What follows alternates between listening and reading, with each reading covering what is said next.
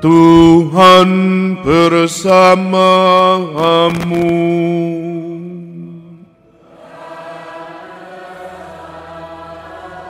Inilah Injil suci menurut Yohanes.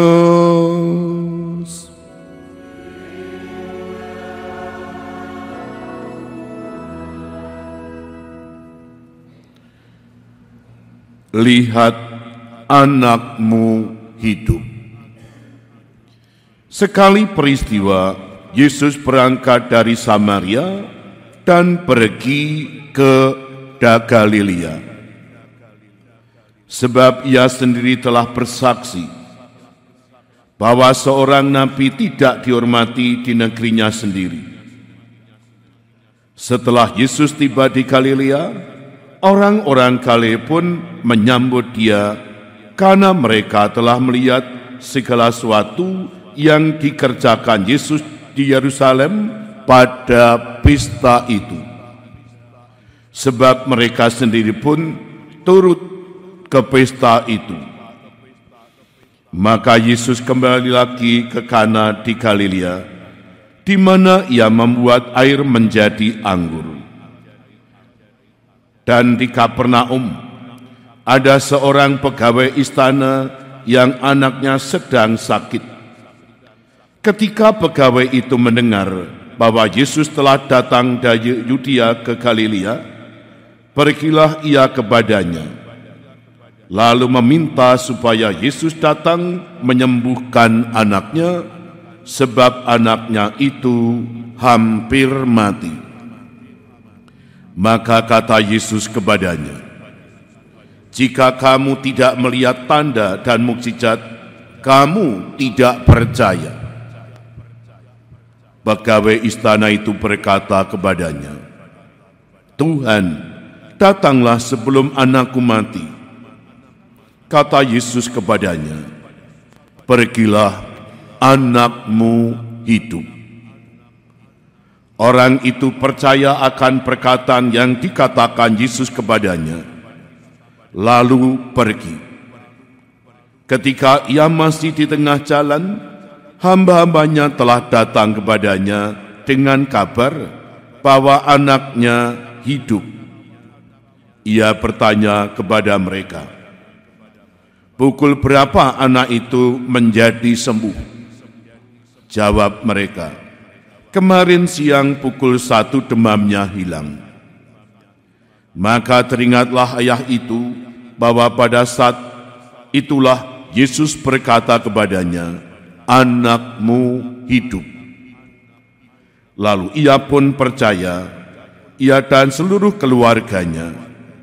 Dan itulah tanda kedua yang dibuat Yesus ketika ia pulang dari Yudea ke Galilea. Demikianlah sabda Tuhan.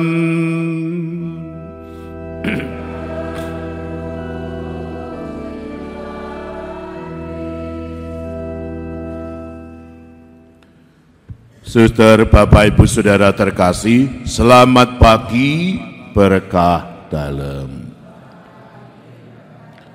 Bapak, Ibu, Saudara terkasih, tahun 85-an, 85 sampai 87-an, saya liburan seminari pulang ke rumah. Lalu diajak ibu saya ke kebun, resik-resik, bubuti suket, nanggon tanduran wit jagung. Lalu ibu saya sambat, "Le, aku ketai cokot ulo ini." Jadi ngerawati suket, kaya ana ulo. Lalu dia digocai ini, "Piye rasanya?" "Teng keranyas ki." Lalu kami pulang dan ibu saya lalu, "Wis kowe nang omah wae, kono ngliwet, aku tak golek tombo." Biasa di Mboro itu namanya ada Mbah Joyo. Joyo itu rada sekti, kalau ana wong cokot ula tumbuke mari. Nah, golek nang omahe ra ana, takoki tanggane, "Oh, terus teng Sabin." Golek nang sawah, aduh. Lalu leh Mbah Jaya kapan? Mbah, kayane kula cokot ula. Ula apa? Ah mboten weruh mau mak cekit niki lara. Ya wis kono nak teko kuwi banyu nggon sawah ki ombenen kuwi. Sing ngendi Mbah? Wis teko njikuk sak nggon nganggo tangan wae. Roh cepet dombe. Dombe. Ibu saya percaya sing ngomong Mbah Jaya Diman. Mari tenan. Lalu pulang. Tak takoni, piye mari? Mari. Dikapake ya mongkon ngombe banyu sawah ki mau. Aku elok temen. Mbok mendina ngombe banyu sawah. Ya ora iso kuwi ora soal banyune ning soal pengendikane Mbah Jaya. Jadi hanya modal percaya sembuh.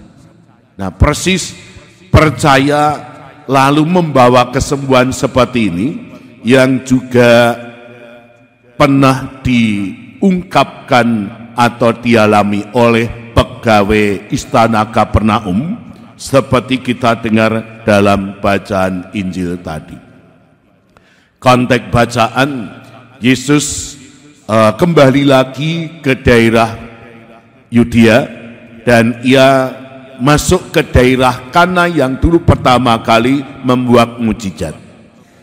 Dan ada seorang pegawai Kapernaum istana, anaknya sakit. Dia mendengar bahwa Yesus berada di daerah Yudea, maka dia datang berhari-hari berjalan menemui Yesus. Tujuan apa?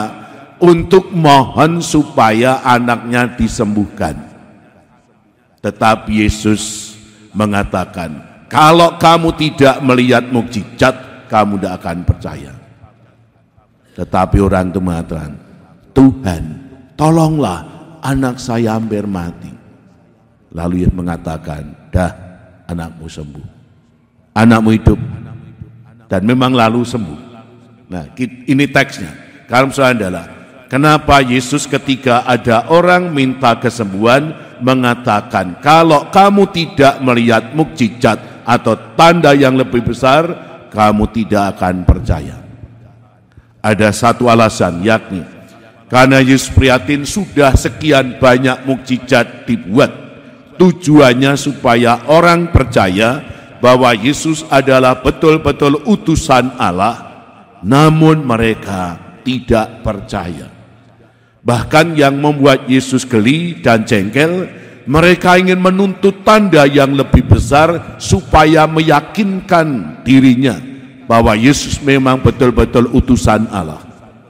Atas dasar kondisi ini, maka ketika ada orang, bahkan orang asing yang datang, ia menantang, jika kamu tidak melihat mukjizat tanda yang lebih besar, kamu tidak akan percaya.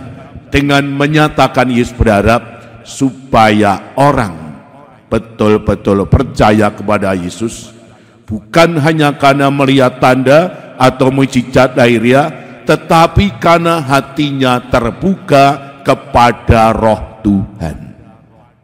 Dan pegawai perwira Kapernaum tadi tidak melihat, karena tidak melihat bagaimana Yesus mukjizat, tetapi hanya percaya pasti Yesus bisa. Dan memang berkat keyakinannya yang sembuh justru orang lain. Iman kepada Allah membawa kesembuhan bagi orang yang didoakan atau yang dimohonkan.